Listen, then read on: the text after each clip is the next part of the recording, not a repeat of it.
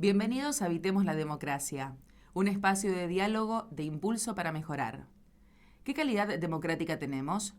¿Por qué han avanzado opciones totalitarias? ¿Por qué son ineficaces los partidos políticos? ¿Por qué crece la desconfianza y el descrédito hacia la dirigencia? Estas y otras preguntas intentaremos responder en cada episodio, conectando con diversos actores de la sociedad interesados en el devenir social, buscando contribuir a la construcción de una democracia sólida y fuerte, que nos incluya a todos y aborde todos los temas. Acompáñanos a debatir y reflexionar sobre una democracia que, lejos de estar despoblada, esté habitada por todos y todas. Espacio producido por Impulso para Mejorar, conducido por Fabián Peralta.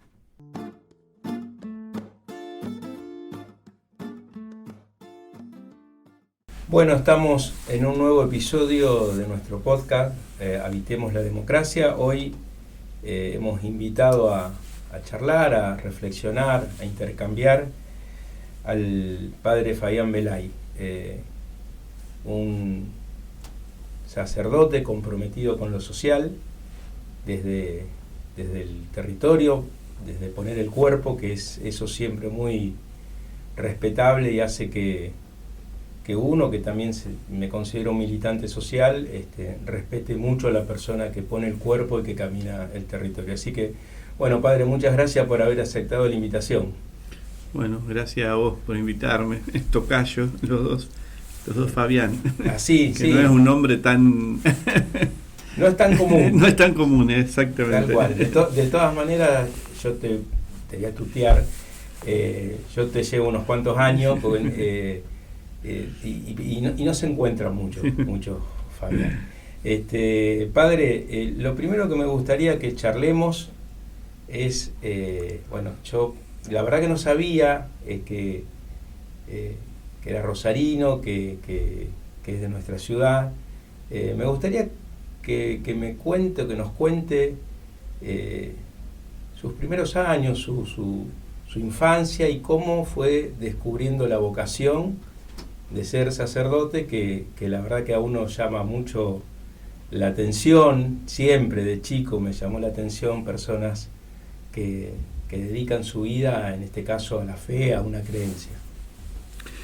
Bueno, yo soy de Barrio Tablada.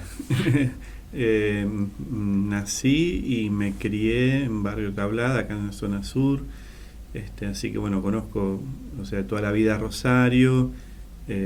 Solamente estuve fuera de Rosario los 8 años que estuve en la formación en el seminario, y después estuve 4 años en Capitán Bermúdez como sacerdote, que fue la primera parroquia que estuve como párroco. Y bueno, la verdad que en mi experiencia de fe, no vengo de una familia de tradición católica en el sentido de una práctica, una vivencia religiosa, tiene muchas familias. Sí, no tuvo su influencia, digamos, de la familia. No. La única escuela católica que yo fui fue el seminario, porque hice la primaria en una escuela pública, que es Juan Galo Lavalle, ahí en calle Juan Manuel de Rosas, entre Centeno y Doctor Rivas. Y después hice la escuela secundaria, también una escuela pública. Pero bueno, mi vida en la infancia, en la adolescencia, empecé como a tener un acercamiento muy fuerte a los grupos de adolescentes de ahí de la Capilla San Pablo, Necochea y Uriburu. Después, bueno, fue muy fuerte también mi experiencia de vida comunitaria con los grupos de jóvenes, de adolescentes, tanto yo como parte, y después también en estar al frente de grupos de adolescentes y jóvenes. Y bueno, hay una etapa en la que uno se empieza a plantear qué va a hacer de su vida, ¿no? En la secundaria. Y la realidad es que obviamente que lo primero que yo me planteé era tener una familia, ¿no? Creo que eso es lo más fuerte. Pero después como que, bueno, hice 2 años en la facultad. ¿En cuál? Hice en trabajo social, en la Siberia. Y la verdad es que como que decía, había cuestiones que yo o sea, a nivel de lo existencial, de lo espiritual, me empecé a preguntar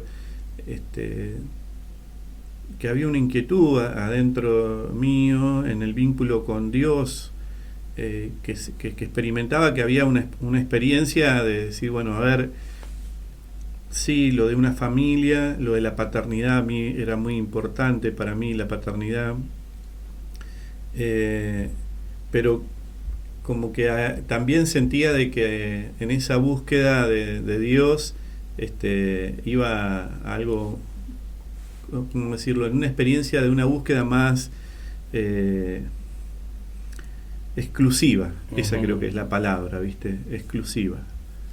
Eso fue lo que entonces sí, bueno, ¿cómo es caminar el ser un hombre de Dios desde ahí?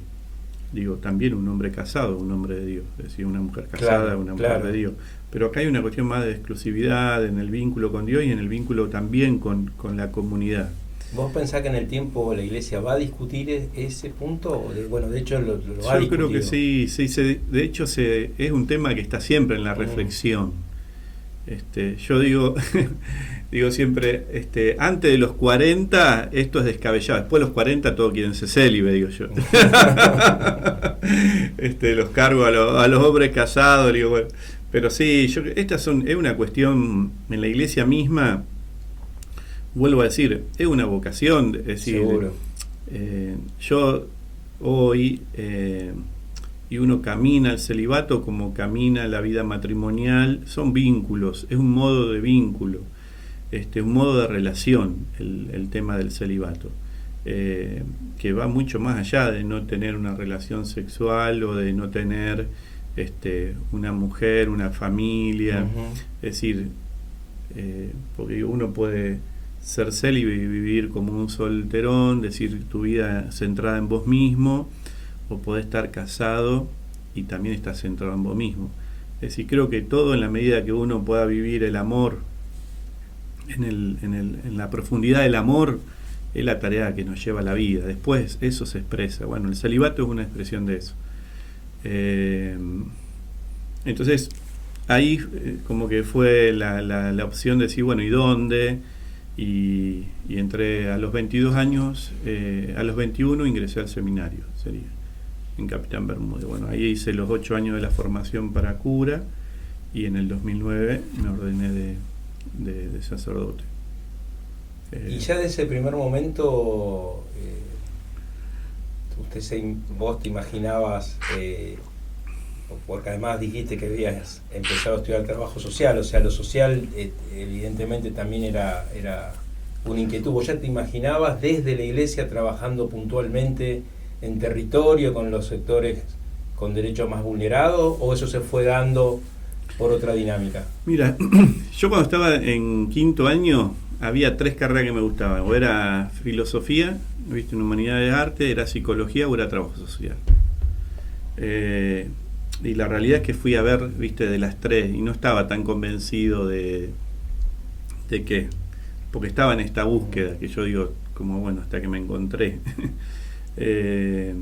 Pero sí, vuelvo así, en Barrio Tablada, nuestra tarea, sobre todo ahí con las hermanas misioneras eucarísticas que viven ahí en Grandoli al 3600, era una vivencia de la fe en la cual, en la búsqueda de Dios te lleva a la búsqueda del otro. Entonces yo nunca como que pude separar la fe de lo que es el compromiso, ¿no? con los demás. Así que pero bueno, después hice la formación y mi primer destino fue la catedral. Nosotros primero nos ordenamos de diáconos y después de sacerdote. Entonces yo fui de diácono, destinado ahí a la catedral, y en realidad ahí también un grupo de jóvenes visitaba a la gente en situación de calle una vez al mes, y en mí como quedaba esta pregunta, que siempre que íbamos a visitar a la gente en la calle, a llevarle un sándwich, a llevarle un abrigo, decir, bueno, ¿y qué más? ¿Viste? ¿Y qué más? Porque la gente seguía estando ahí donde estaba y nosotros. Y bueno, eso, creo que ahí también, Dios que te habla decidió, es decir, es parte, habita la historia, habita al otro, entonces se hace como muy palpable esa experiencia, ¿no? Y bueno, con un grupo de jóvenes y de personas adultas empezamos a encontrarnos para decir, ¿y qué más? ¿Y qué nos está diciendo Dios en esto? Y ahí surge la primer propuesta nuestra, que es al año y medio la apertura de una casa para personas en situación de calle con problemas de consumo de adicciones. En el 2011, yo en el 2009 ahí me ordenan de sacerdote, y en el 2011 arrancamos con la primer casa en esto. Pero como decir, vuelvo a decirte, se fue como dando naturalmente el proceso. Hoy la obra de Padre Misericordioso, cuéntela por si hay algunos que nos escuchen que no conoce. Sí. Bueno, yo tuve oportunidad de ir hace un tiempo y bueno, me gustaría eso, que detalle toda esa obra que están haciendo. Bueno, nosotros, como decía, en Barrio Cristalería funciona una granja, que es un predio de 2 hectáreas, que hay jóvenes con problemas de situación de calle y de consumo.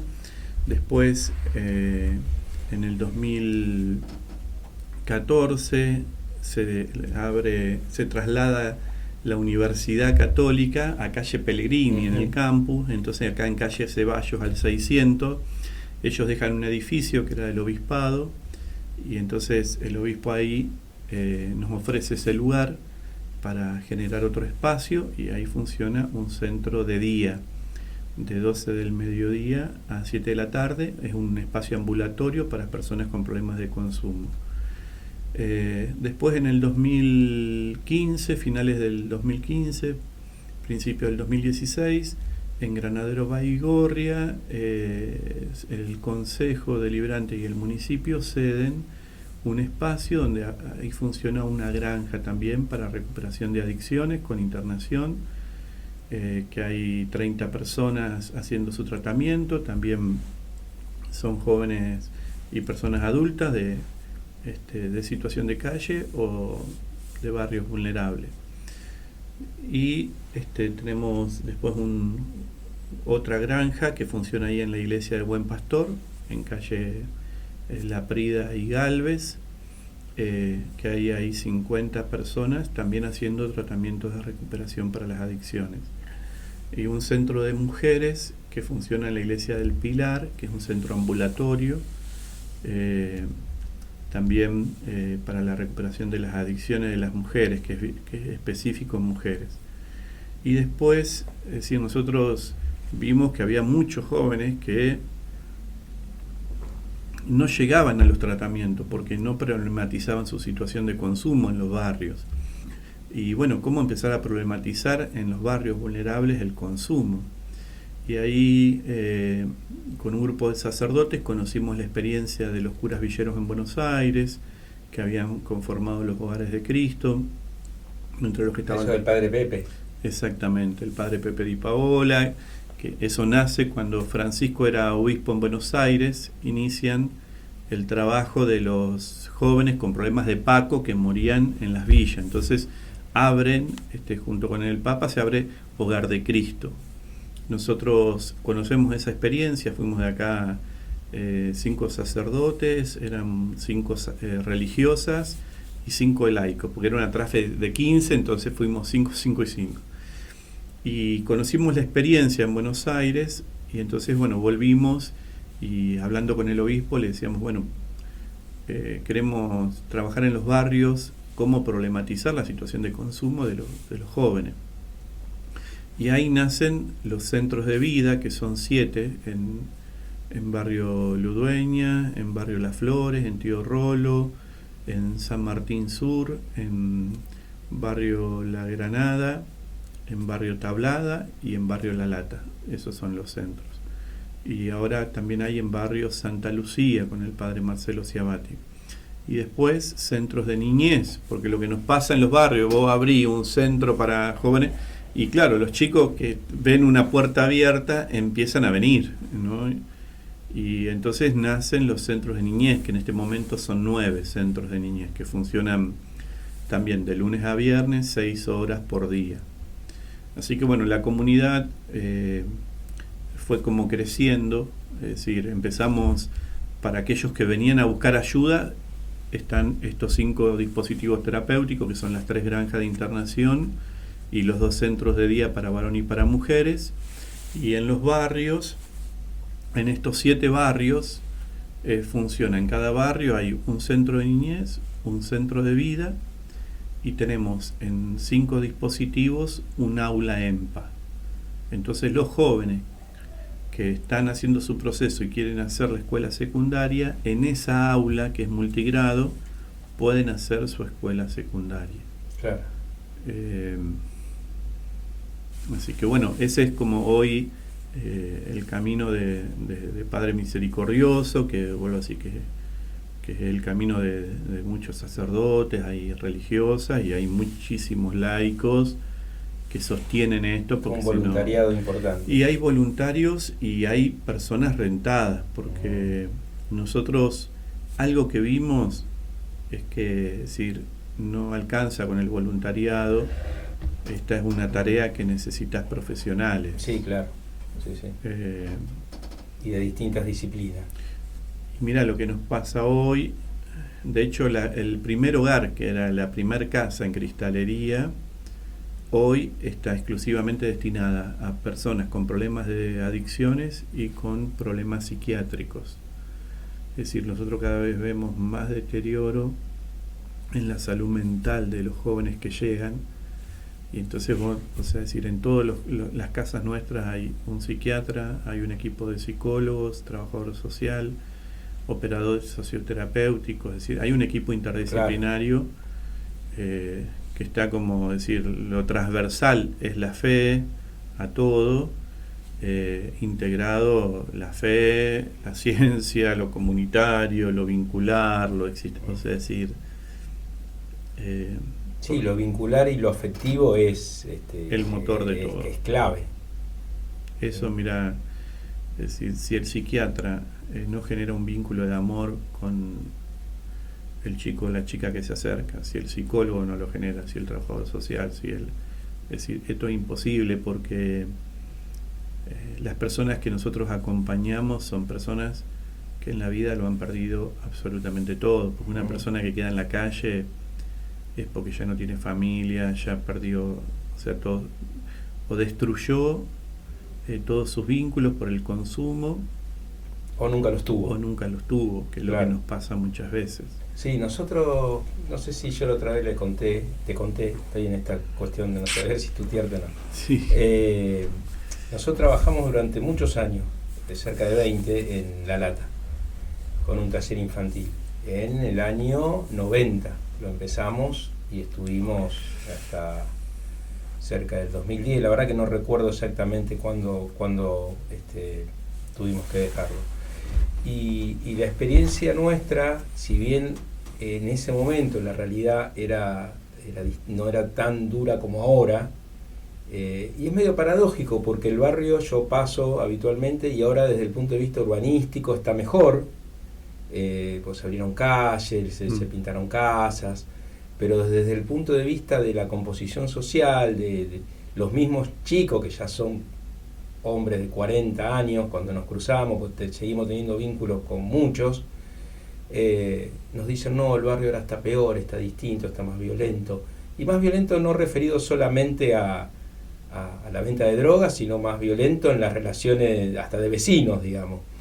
Y nosotros siempre veíamos que en general una persona que desarrolla un consumo problemático tiene que ver con un desamparo, con un padecer, con una falta de sentirse querido, de tener vínculos afectivos.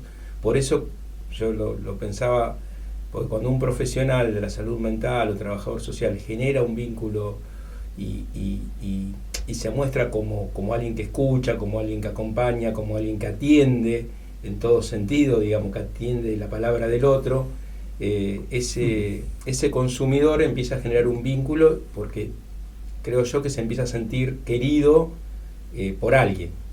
cuando muchas veces nunca recibieron esa atención, esa dedicación, ese afecto, ese abrazo, y a mí me parece muy importante. Yo, conectando esto,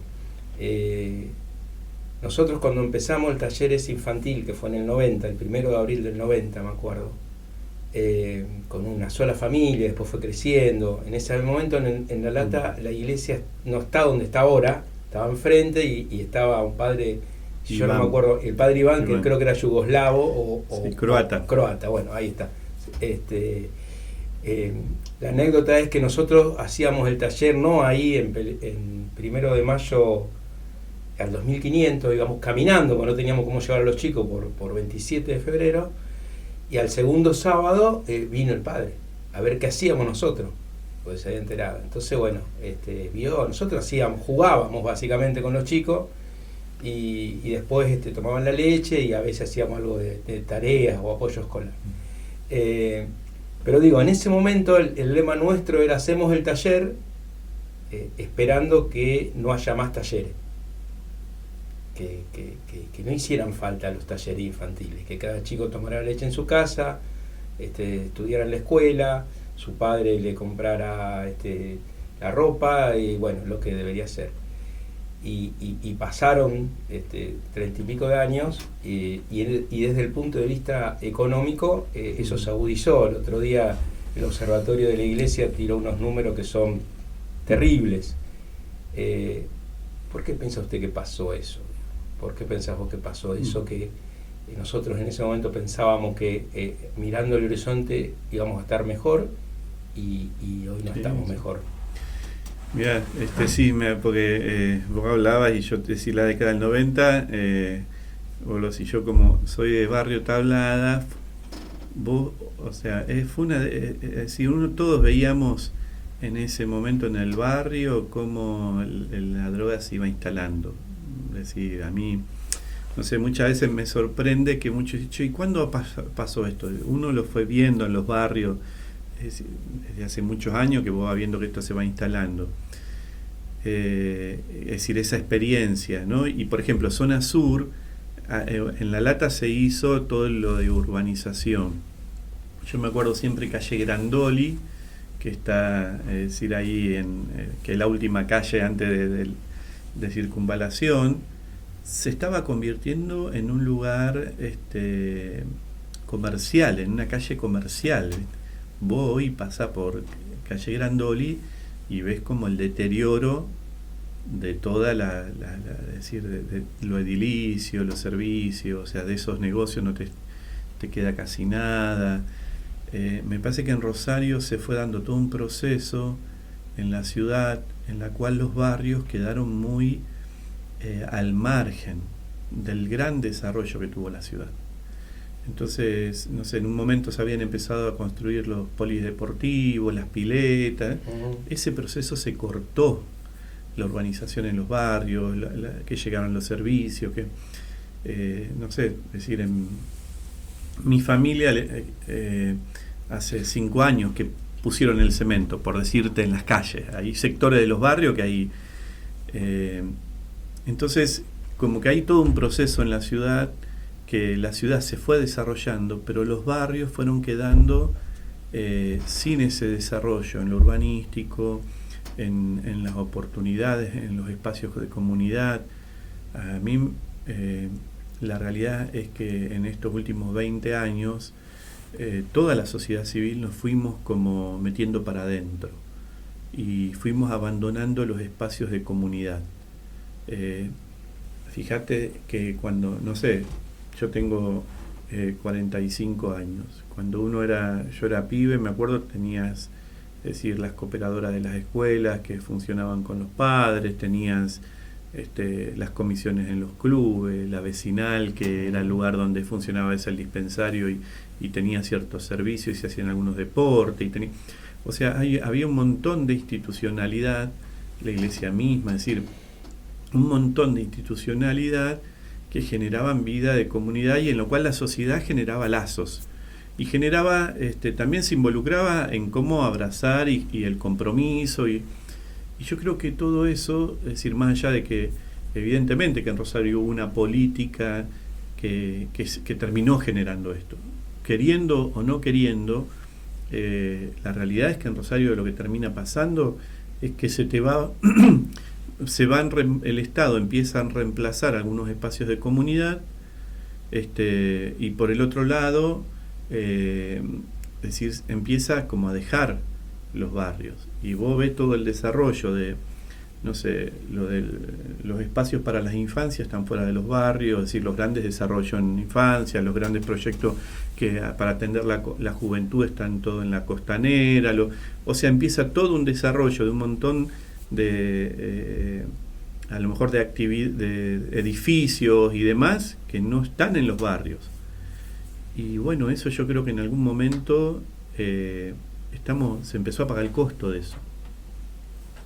Entonces, una comunidad que cada vez nos volvemos más individualistas y un Estado que terminó generando políticas que no hacen a la inclusión de los que más necesitan.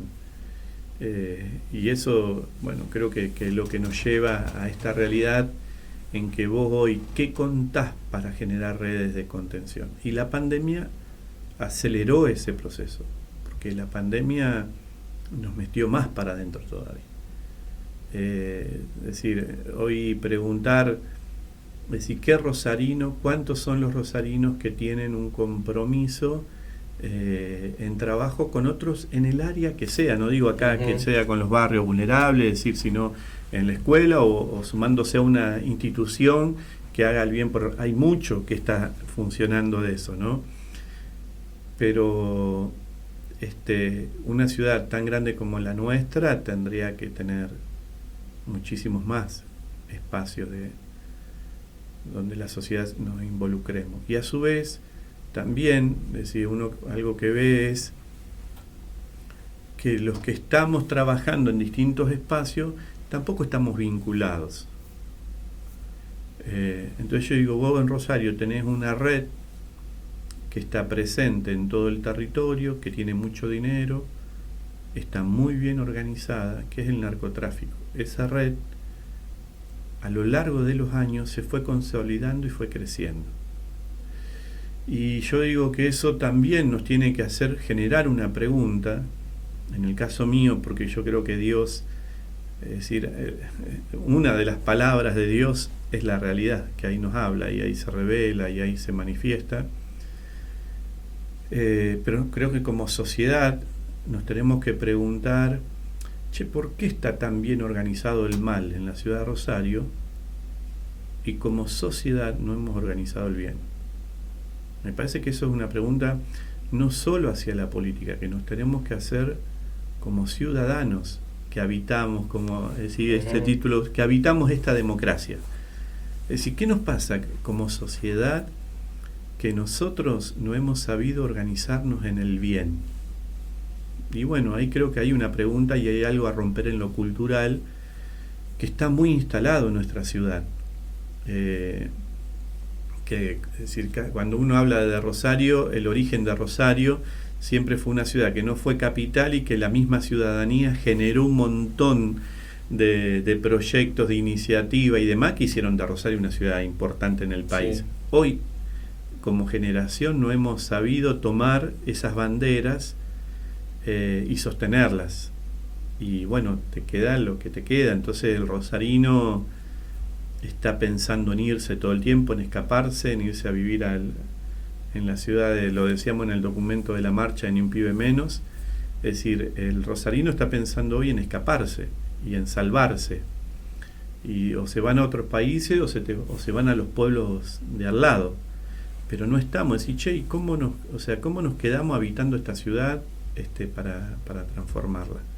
Sí, que tiene tanto potencial y tanta historia y tantas personas que hacen cosas positivas también.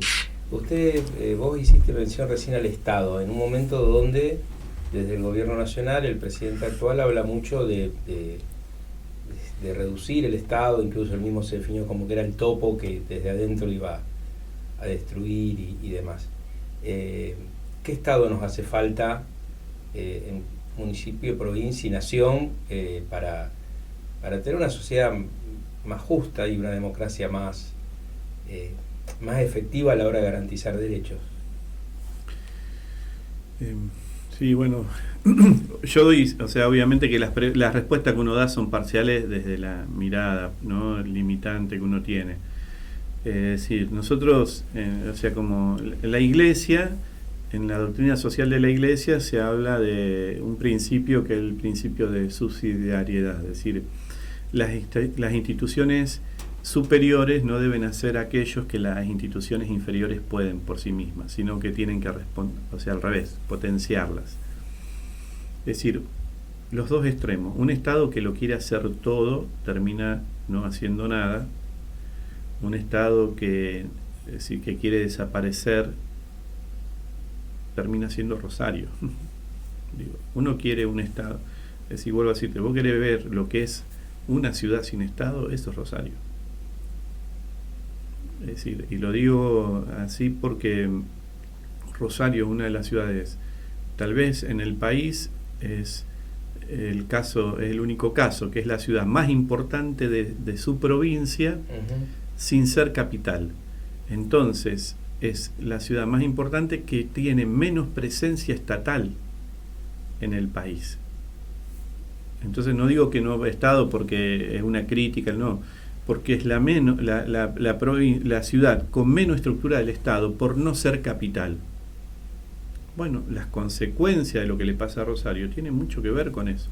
Entonces, y ahí me parece que decir cómo el Estado, y el Estado me parece que es, que lo dice Francisco todo el tiempo, es decir, la política es una vocación, es la vocación más alta del amor, la política. O sea, desde la mirada de fe, la política es la vocación más alta en el amor. En la medida que coordina, que ordena, que en la medida que potencia lo bueno que hay en una sociedad. Entonces creo que el Estado tiene que generar eso. Cuando el Estado no lo hace y termina compitiendo con el sector privado, termina compitiendo con el tercer sector, termina corriéndose, y bueno, ese lugar te queda anárquico, y aparecen otros actores, que en el caso de los barrios vulnerables será el narco, en los sectores altos también, o serán, es decir, determinados entramados que generan más injusticias. Bueno, me parece que es decir, que el Estado tiene que estar en ese lugar tan importante de ver lo que hay en una sociedad y cómo potencia lo bueno y cómo acompaña a los que están más vulnerables, porque creo que sí, esa no es la tarea del Estado. Cómo generar que los vulnerables logren procesos para un desarrollo, para una integración, y también que puedan generar saltos sociales en su vida. Creo que entiendo que ahí sí no hace falta el Estado si no hace eso. Bien. Me interesa una opinión de algo que creo que pensamos distinto, pero justamente la idea es eso, poder aportar distintas miradas. Yo creo, y lo he dicho muchas veces, que por ejemplo la legalización de la marihuana posibilitaría poder hacer política sanitaria como se hace con el tabaco, posibilitaría poder cobrar impuestos para programas de concientización o de asistencia, se le quitaría al narco una parte de su negocio. Digamos, yo adhiero al modelo que se llevó adelante en Uruguay después de discutirlo mucho, porque si hay algo que hicieron los uruguayos no fue un espasmo decir vamos a legalizar, sino que se discutió mucho en muchos ámbitos. Como en general, yo creo que los uruguayos tienen una cultura política más elevada que nosotros, y en el acierto o en el error, o lo que para uno puede ser acierto o error, lo que no hay es improvisación. ¿Qué piensa usted de eso, que está todo el día atendiendo distintos tipos de consumo? Bueno, me parece primero que sí, que creo que eso, como decir, que es un tema a dialogarlo, debatirlo. Me parece que primero que eso nos hace re bien y que, viste, digo, uno, no sé, creo que estamos todos siempre en búsqueda, che, ¿qué es lo mejor? Primero sé que, o sea, de parte tuya, o sea, estamos todo el tiempo diciendo, che, a ver, ¿qué sería lo mejor para lo que nos está pasando? Primero me parece bueno a ver qué pasa en Uruguay. Creo que es bueno verlo, a ver hacia dónde está llevando. Yo soy como muy pragmático ahí, ¿viste? Es decir, creo que cada vez defiendo menos a las ideas y más a los resultados, digamos. No, o más, a ver, ¿viste? Francisco tiene una frase que él dice: la realidad no se debate, se discierne. Por eso digo, Dios no, o sea, en la realidad, ve, che, ¿qué es lo que vemos en la realidad? Después, viste, porque estamos en un momento, primero que me parece, estamos en un momento de tanta crisis, que más que aplicar como ideas o recetas o estructuras, decir, che, bueno, a ver esto, a ver qué podemos hacer en esta situación concreta para acompañar esto. Y en lo concreto nos unimos en la diferencia primero, porque si empezamos a discutir las diferencias, nunca nos ponemos a trabajar en lo concreto. Y ahí, como preguntas, yo digo, sé que en lo de Uruguay, lo que le está pasando en este momento, primero que esto tiene una cuestión de mercado, el narco. Yo digo, el narco, vos le sacás la venta de marihuana, se le reduce ese ingreso. ¿Qué va a hacer el narco? Sigue el mercado, o sea, él tiene que competir con la marihuana del Estado, que es lo que le está pasando a Uruguay. Sí. Entonces, lo que termina haciendo el narco es, el Estado le da una marihuana con un nivel de THC y el narco produjo una marihuana con el doble de THC. Entonces ya la gente que se introdujo con la marihuana empezó con la del Estado y terminó consumiendo la del narco porque era más intenso. Entonces, ¿qué le termina pasando? Se incrementó el número de consumidores ahora, o sea, de marihuana en Uruguay. Ese es como un dato, pero vuelvo a decir, ahora, ¿qué va a hacer el Estado uruguayo? Va a aumentar el THC que produce en su marihuana. Y bueno, vamos a ver, ¿viste? Vuelvo a decir. Sí, yo te escuchaba y pensaba un poco también en el caso del juego, el juego legal y el juego clandestino. Que también podría aplicarse como ejemplo. Yo sí creo que el Estado tiene que brindar información y después, por supuesto, el ciudadano es como respetar o no respetar una norma de tránsito. Siempre queda en la voluntad de uno lo que quiera o no quiera hacer. Con la diferencia... y cierro con esto. Y también es cierto que una organización criminal no desaparece porque no controle más una sustancia, porque hay otras, aparte se generan drogas de diseño todo el tiempo, se puede competir con precios bajos por sustancias de muy mala calidad, tóxica. Bueno, hemos tenido casos de muertes acá en nuestro país.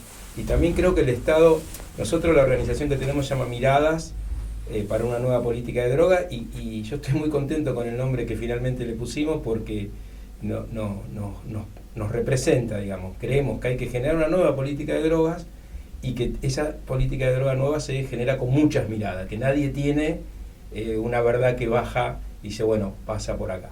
Y acá muchas veces hemos puesto foco en reducir la oferta de sustancia y pocas veces en poner foco en reducir la demanda, que creo que es el gran desafío del Estado, porque una persona que tiene un comportamiento adictivo a una sustancia, si esa sustancia no está, va a buscar otra, porque ya tiene una adicción compulsiva que no puede impedir ni puede manejar por sí.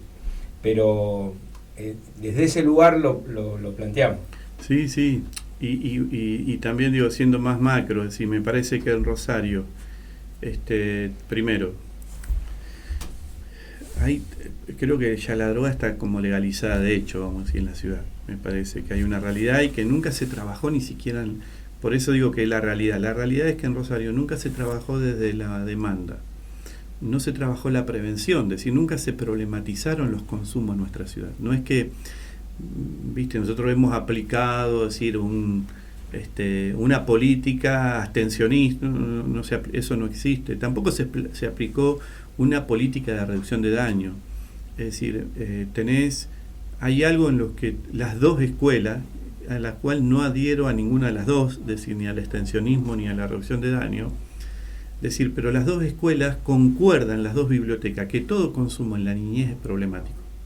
Y vos hoy tenés un gran problema de consumo en la niñez y en la adolescencia. Entonces, a su vez, vuelvo a decir, tenés naturalizado el consumo de marihuana, de alcohol, de cocaína en los sectores vulnerables. Naturalizado el consumo de alcohol, de marihuana y de pastillas en la clase media y en la clase alta. Y hablando de los menores, tenés una sociedad de consumo. Entonces, como vos decías, bueno, y este Estado, tenemos este Estado, no el Estado que yo decía, ¿qué debería ser? No, este Estado. Entonces digo, esta situación, con este Estado, con este problema que tenemos de no reacción a nada, ¿uno le va a dar el manejo de la droga? Y a su vez me pregunto y genero preguntas. Es decir, el gran problema que nosotros no hablamos es el gran tema que tenemos en la ciudad de Rosario, del lavado del dinero, de la corrupción, de la plata que esto maneja. Y por otro lado, el gran silencio que en este tema guardamos como sociedad. Fíjate que el juego online, ¿cuánto tiene instalado? Así masivamente, ¿cuánto hace que apareció el juego online? No, relativamente poco. 2 años, ponele. Fíjate que ya se está debatiendo el problema del juego online en la Cámara de Diputados y de Senadores. Ahora, el problema de las drogas, ¿cuánto llevamos? Décadas. Y fíjate que ese tema no está en la agenda política. De algún modo ese tema se ha silenciado. Y yo me pregunto también ahí, como pregunta, la universidad, es decir, ¿cómo está investigando y estudiando este tema? Entonces yo digo, la academia. Y ahí me pregunto también, decir, ¿la academia está estudiando los efectos de las drogas en los barrios vulnerables? Lo que está generando esto a nivel neurológico, lo que está generando en las relaciones sociales. Esto que te decía esa persona, no, el barrio ahora es más agresivo. Y es más agresivo en los modos de relación, porque la droga cambió los modos de relación en los barrios. Sí, en realidad, toda la sociedad es más agresiva, somos más agresivos. Pero en nuestros barrios, te diría que el tema de las drogas, hoy en nuestros barrios, la economía barrial está muy atravesado por este tema. Entonces yo no sé. Sí, claro. Además, un deterioro laboral. Bueno, el propio informe de la Iglesia habla de personas que tienen trabajo y así todo no pueden pasar la línea de pobreza, que eso antes era impensado. Una persona que tenía un trabajo, más o menos paraba la olla de su casa. Hoy no. De todas maneras... Yo cierro con esto. A mí me parece que estamos viendo una crisis tan profunda que te diría que la legalización o no de la marihuana no nos mueve el amperímetro, porque ya está. Creo que el tema es si nosotros tenemos la capacidad de reacción como para empezar a problematizar, porque el tema ya está dado. O si vamos a debatir para que la gente de la clase media o de la clase alta no tenga problema con su consumo, que yo creo que es lo que se instaló mucho. Es decir, vos tenés el 50% de la población en la pobreza y ya una pobreza estructural. Sí, tal cual. Entonces, es decir, no es lo mismo un pibe, es decir, de 25 años, con una familia que contiene, que acompaña, es decir, no es lo mismo. Y tal vez ahí se puede hablar de un consumo social y tal vez ese pibe pueda hablar. Pero si cuando el discurso dominante es el del consumo recreativo, el del consumo social, el del consumo... Cuando tenés el 50% de la población bajo el nivel de pobreza y una pobreza estructural, entonces vos ahí, ¿qué discurso estás priorizando para qué población? Esas son las preguntas. ¿Y por qué yo te digo no adhiero al abstencionismo y a la reducción de daño?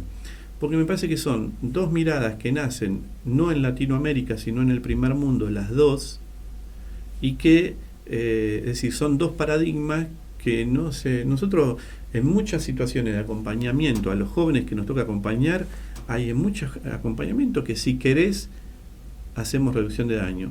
Y en muchos acompañamientos hacemos extensionismo. Pero en el fondo, a nosotros lo que nos interesa es cómo ser comunidad que acompañe los procesos de vida. Está bien. No, varias cosas por lo menos para mí, re interesante la conversación. Lo que vos decías del juego online, nosotros los vinculamos. Nosotros en general hablamos de 4 tipos de consumos: drogas legales, drogas ilegales, drogas legales de uso ilegal, un psicofármaco cuando no está prescrito por el médico, y adicciones en las cuales no intermedia una sustancia como puede ser el juego, la ludopatía. El patrón, por supuesto, cada caso es un caso, sí. Pero el patrón es más o menos el mismo. Yo no estoy honestamente tan de acuerdo con que esté legalizada de hecho en la práctica. Yo entiendo, digamos, a dónde va la expresión. Pero, por ejemplo, nosotros en el año 2012, a mí me tocó estar en la Cámara de Diputados, teníamos acordado eliminar la penalidad para el consumo personal, que nos parece que es un primer paso fundamental para toda la sociedad, aún para los sectores más humildes, con derechos más vulnerados, que muchas veces padecen esa situación y hasta a veces pueden ser extorsionados, ¿no?, por alguna fuerza de seguridad corrupta que los amenace con eso. Y yo sí creo que la dirigencia política en general, salvo excepciones, hay temas que se califican como incómodos. No, este tema no, porque es incómodo. Cosa que yo no comparto, porque los temas no son cómodos o incómodos, son necesarios o no. Y hay otra cuestión que tampoco comparto, es que con todas las prioridades que tenemos, mira si vamos a abocarnos a este tema cuando tenemos gente que no tiene para comer y todo lo demás. Y no lo comparto porque la Cámara está pensada de manera que hay, si no me acuerdo mal, 45 comisiones de trabajo, con lo cual los temas se pueden ir llevando paralelamente, y estudiar y debatir un tema no impide que se estudie y se debata otro si hay decisión de hacerlo, digamos. No es que uno tiene 3 temas por semana y tiene que elegir entre esos 3. Entonces, a nosotros nos parece que todas estas cosas, para poder tener una política de droga real, tenemos que volcarla a la mesa. ¿Por qué? Porque a un chico de un barrio de los que ustedes trabajan, que posiblemente el símbolo más importante que tenga sea una camiseta de fútbol, la selección nacional, cuando uno mira un partido de acá, de Europa, del que sea, las publicidades predominantes son de bebidas alcohólicas. Entonces, después el chico decirle que la felicidad o el éxito no pasa por ahí, de alguna manera los más cercanos que están a su ídolo es poder tomar esa lata de cerveza o ese. Entonces, todo hay que discutir y hay que también enfrentar intereses económicos legítimos, pero que a nosotros nos parece que si no discutimos todo eso y generamos, uno puede hacer muchos talleres de prevención de consumo, pero si después el mensaje, nosotros tuvimos sponsor de camiseta de Boca y de River, una cerveza, y si contra ese mensaje no hay taller que valga. Entonces, un poco eso, todas las miradas y sobre todo un tema que hay que discutir sin hipocresía social, con cada uno lealmente con lo que piensa, eso es lo que creo. Por eso, fíjate esto que vos decís, fíjate, es decir, recién este año se armó en la Cámara de Diputados la Comisión de Adicciones. Por eso yo cuando digo, hablar de este tema, sí hay que hablarlo en la Comisión de Adicciones, digo, pero dentro del mundo de adicciones, ¿no? Por eso no tomé el tema de la pobreza, dentro del mundo de los consumos. ¿Vamos a hablar de la legalización de la marihuana? O empecemos a hablar de los niños de 10 años que son adictos hoy, crónicos, y que nosotros en 3 años vamos a tener los índices de discapacidad que se nos van a disparar. Mira, nosotros estamos alarmados porque tenemos chicos de 10, 11, 12 años. Tenemos un chico de 8 años que ya es adicto a las drogas. No te estoy hablando de... Sí. Entonces vamos a empezar a hablar del problema de la marihuana para que la clase media y la clase alta se sienta cómoda usando la marihuana, o vamos a debatir el gran problema cultural que ya tenemos en los sectores vulnerables de que las drogas están instaladas y que lamentablemente es el plan social más eficiente que hay en la ciudad, porque les ofrecen dinero, les ofrecen consumo y les ofrecen un ascenso social. Entonces yo ahí por eso me planteo eso, y a su vez legalizar implica que haya política pública, y vamos al ejemplo de la cerveza, es decir, del alcohol. Es decir, es la sustancia legal que más plata pone, y fíjate que no hay una sola política pública que la aborde, vamos a decir. Por eso digo, es este estado el que tenemos. Yo digo, si yo estuviera, no sé, si yo viviera a lo mejor en el primer mundo, y tal vez sí avalaría, porque no es una cuestión dogmática, no a la legalización de la marihuana, no, vuelvo así. Creo que tenemos que todos ir generando estos espacios, pero ver, bueno, pongamos prioridades. Queremos escribir el último capítulo del libro cuando todavía no hemos hablado, hace 30 años que no se hace prevención. Mirá que en los barrios, para los adolescentes no tenemos clubes de fútbol, no tenemos que ofrecerle a los chicos fuera de la escuela secundaria. Sí, lo que pasa es que también hay un problema. Vos antes hablabas de que no adhería a ninguna de las dos escuelas porque estamos en Latinoamérica, y esas escuelas fueron pensadas en el primer mundo. Y estamos en Latinoamérica, y ahí aparece otro dato que es inhumano, que es el gran nivel de desigualdad que tenemos en Latinoamérica. Claro. Que es el que produce en parte también todas estas cuestiones estructurales que después nosotros, con el Estado que tenemos y con la realidad que tenemos y con la dirigencia que tenemos y con que integramos y con todos los problemas y virtudes que tenemos, vamos atrás de una ecuación social que claramente genera una cantidad de pobres que no hay. Yo lo pienso a nivel del sistema público de salud municipal, que lo conozco bastante. Es muy bueno, pero no para semejante magnitud de personas con derechos vulnerados. No hay sistema que pueda resistir si no cambiamos lo otro. Yo, hace muchos años, una filósofa, Adriana Rossi, que vive acá, es italiana, vivió en Colombia, vivió en Brasil, y hará 15, 18 años me dijo a mí, el problema que tenemos en la favela de Brasil es que no es solamente que a un soldadito se le pueda dar un sueldo que no va a tener de otra manera, sino que las chicas quieren ser novias de ese soldadito por una cuestión de estatus en la favela. A mí me llamó mucho la atención, como lo dijo hace muchos años, que ya era una cuestión también cultural dentro de cada barrio. Y eso yo creo que la única manera que podemos empezar a revertirlo es, por supuesto el Estado tiene un rol que para mí es irreemplazable. Claro, ¿no? Por más que las iglesias, que los partidos políticos, que los clubes, todo, sin el Estado no se puede hacer. Tiene que haber una coordinación entre el municipio, provincia y nación también indispensable, incluso entre los poderes del Estado. Acá vos hablabas antes del lavado. Y la verdad que la justicia está en deuda con ese tema, porque no puede ser que ante una magnitud del negocio, incluso algunos especialistas dicen que el problema del narco en Argentina se empezó a desarrollar con más intensidad en la década del 90, cuando estaba Menem como presidente, y a través del lavado. Lo primero que se hizo, los blanqueos, fue el lavado de dinero. Después, como había tanta producción, se empezó a considerar que además de exportar, había que generar mercado interno.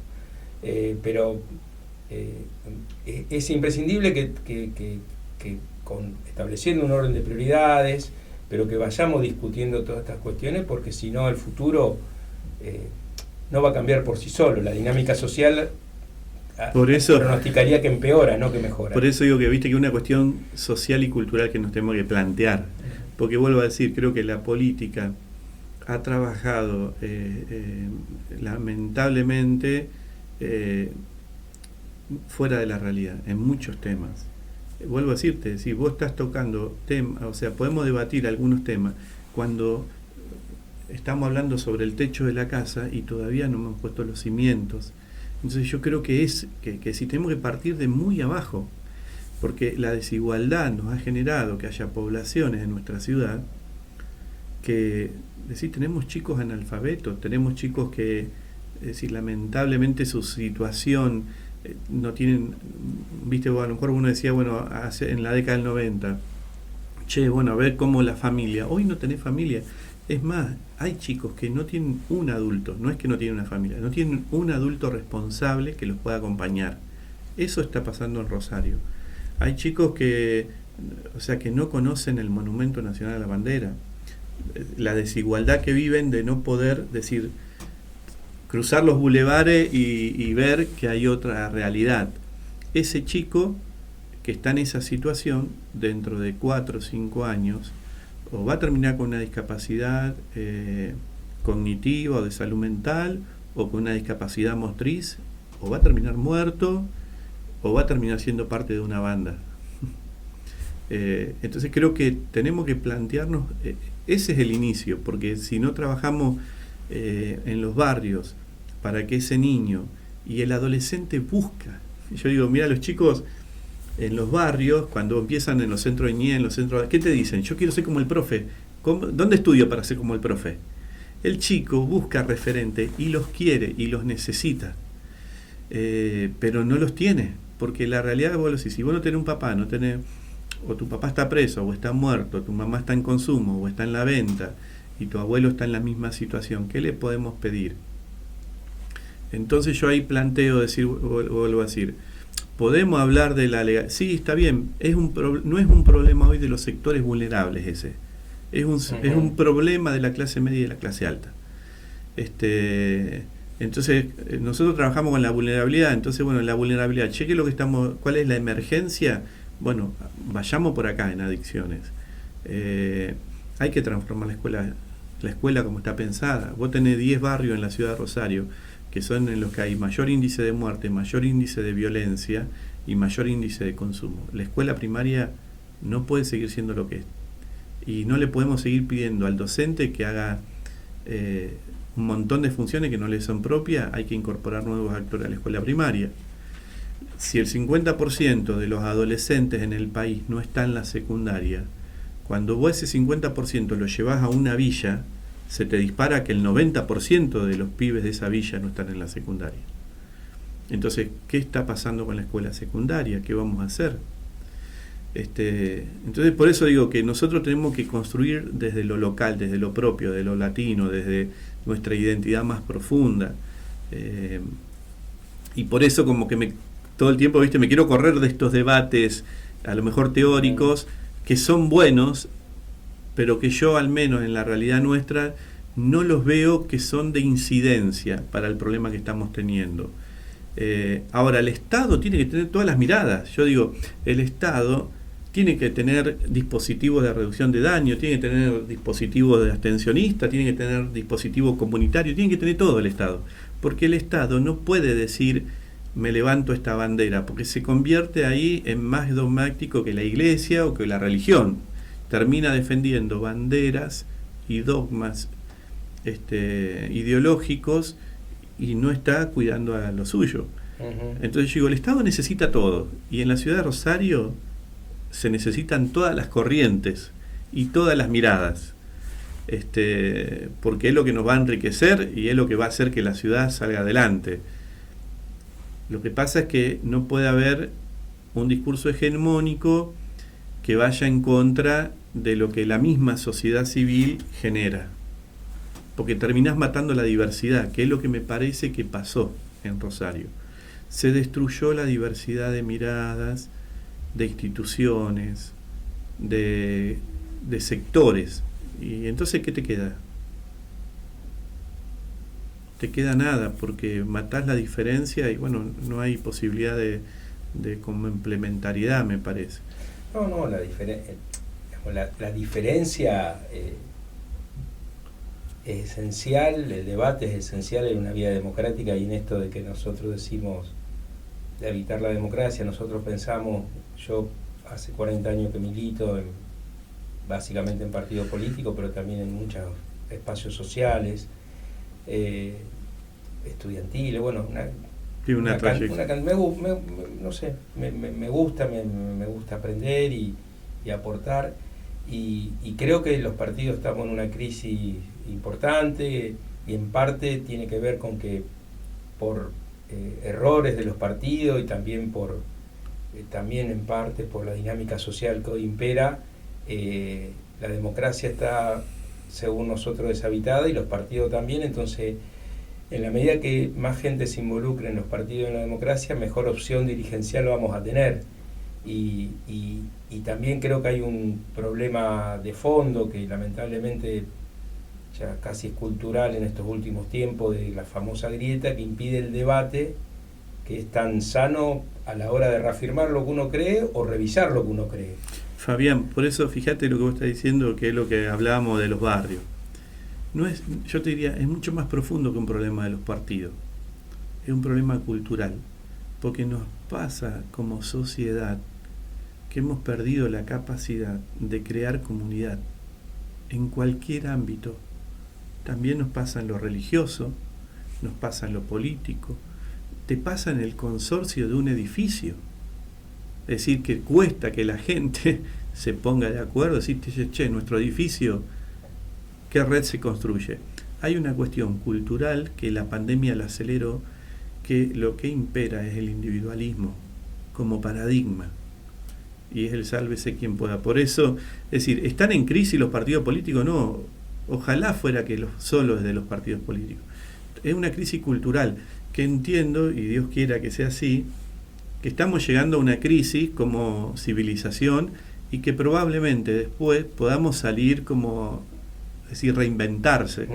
Pero, como decir, vos fíjate, vos tenés 40 años caminando una militancia, un compromiso, y lo sostenés, y te habrás frustrado muchísimas veces, te habrán decepcionado muchísimas otras, pero sostenés ese camino. Bueno, yo digo, muchos jóvenes, muchas personas se han desilusionado de un montón de cosas, se han frustrado, y hoy ya no creen en nada. Entonces, ¿qué terminás pensando? Me salvo yo y salvo a mi familia. Y la realidad es que eso también se te cae. Porque vos podés ser la familia Ingal, pero cuando tu hijo salga, va a ir a un boliche y le van a ofrecer consumo, va a ir al club y le van a ofrecer consumo, va a ir a la universidad y le van a ofrecer consumo. Entonces, es decir, y probablemente hiciste todo bien como papá y como mamá, pero hay una sociedad, una cultura en la cual, como vos te aislaste en el individualismo, te lo llevó puesto. Entonces, por eso creo que sí, que se está prendiendo fuego. Es decir, los que se fueron a vivir a los country ahora tienen al narco como vecino, y los hijos van de uno y otro, comparten la escuela. Y el que se fue a Fune, porque no quieres, ahora está teniendo problemas también allá y no hay escuela. Entonces, es decir, no, y si te vas a Europa, ahí probablemente, no sé, hay una situación de guerra. No podemos escapar. O sea, acá, o nos hacemos parte, y como esto que ustedes dicen que es tan simbólico como imagen, o habitamos la democracia, o somos comunidad, o volvemos a involucrarnos. No hay salida si no es desde ahí. No hay, lo otro es ficción, ¿viste? No va a venir un líder político y nos va a sacar adelante. Es muy infantil, ¿viste? Es decir, es como pensar, ¿y dónde está Dios? También es muy infantil. ¿Viste? Sí, Dios está en nosotros y me hace cargo a mí. En la acción. Y Dios decir, bueno, sí, Dios nos va a decir cuando lleguemos allá, che, y bueno, pero ¿y vos dónde estuviste? Me va a preguntar, ¿y vos qué hiciste? Como cura, viviste en esa ciudad, tuviste, decís, sos parte, mirá, te di la fe, te di este don de ser consagrado. Bueno, ¿qué hiciste con eso? Eso no es mi mérito, o sea, no son mis medallas el ser cura, el ser una persona de fe, no, esas son los regalos para ver qué hago con eso. Claro. Como es tu regalo, tu capacidad, tu formación, la vida, y por eso la meritocracia es una mentira, porque en realidad lo que nosotros tenemos como riquezas no son nuestros méritos, son los dones que hemos recibido en la vida para ver qué hacemos por el otro que no los recibió. Sí, me acordaba esto ahora, cuando te escuchaba, Marcos Aguín en un libro habla de la diferencia entre la salvación y la solución. O sea, la salvación es una actitud pasiva, que estamos esperando que venga un líder y nos salve. Y la solución es activa y en la cual somos protagonistas. Y un poco lo que vos describías es eso, esperar lo que no va a pasar además. Y la otra, por supuesto, es más trabajosa, tiene Y ya frustraciones, estamos, pero... Y en la fe, fíjate, en la fe ya estamos salvados. El compromiso es cómo yo esa salvación la hago fructificar. Por eso, si Mesías ya hubo uno en la historia, y puso el cuerpo, no es que hizo magia, puso el cuerpo, murió en la cruz y resucitó. Seguimos buscando nosotros Mesías porque no nos convenció Jesús, porque viste, no, claro, nos dijo cosas que sí, bueno, hacete cargo, entregá la vida más hasta que duela, mira, tuve hambre y me diste comer, perdoná 70 veces 7. Ese Mesías no nos gusta a nadie. Todos queremos el Dios que nos solucione todo y que nos haga las cosas fáciles y que bueno, pero vuelvo así, creo que eso hoy cada uno, y Rosario tiene mucha riqueza en ese sentido, creo que sí, hay mucha gente haciendo mucho bien, y creo que es un momento para decir, bueno, a ver, ¿no será que también todos tenemos que salir un poquito de nuestras burbujas, yo de mi iglesia y ver con, como vos decís, con el de la organización social, con el empresario, con el del sindicato, con el de la asociación civil tal? Bueno, a ver, empecemos a encontrarnos y empecemos a tejer redes, porque solo no podemos ninguno y porque hay que sumar más. Bueno, Fabián, padre, muchas gracias por haber venido. A mí me gustó mucho la conversación y la vamos a seguir sin micrófono, pero la verdad que da para mucho. Muchas gracias. No, muchas bendiciones, gracias a ustedes, y bueno, nos seguimos encontrando y caminando esta ciudad que creo que todos amamos. Sin duda. y bueno, y creo que o sea, el futuro de nuestros niños, nuestros adolescentes se merece nuestro compromiso. Creo que es como generación tenemos esa gran tarea. Muy bien, bueno, nos vamos a estar encontrando en el próximo episodio, hablando seguro con algún referente, alguna referente de nuestra ciudad, de distintos planos, para seguir preguntándonos qué tenemos que hacer para tener una democracia mucho más habitada y por ende mucho más sólida y eficiente a la hora de solucionar los problemas.